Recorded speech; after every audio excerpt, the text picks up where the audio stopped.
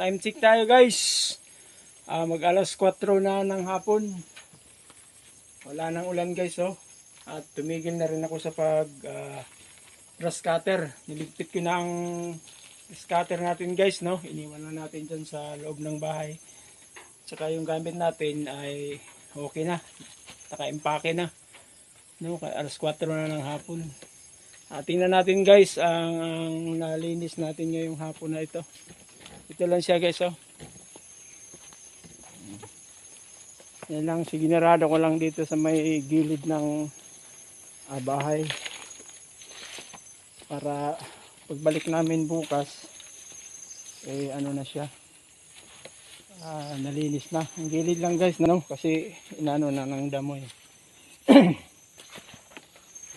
Patuloy natin to bukas guys. Kung sana maganda ang panahon, no? Walang ulan.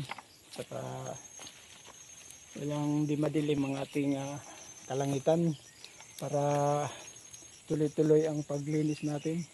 Sira na ang likod guys oh. Sira na siya. Siguro pinasok to guys ng mga bata. Kaya dito dumaan. Kaya nasira yung ano niya. Pintuan niya. Pero guys oh. Nandito lang yung lininis ko. Dito sa likod. Saka sa harap. Para bukas patuloy natin ang ating adventure. Adventure ha. Ito guys oh, laki pang linisin natin guys. Hanggang doon. Ayun dito kasi yung mga puno ng niyog guys oh. Nagbunga na siya. Para tuloy-tuloy yung pagbunga niya.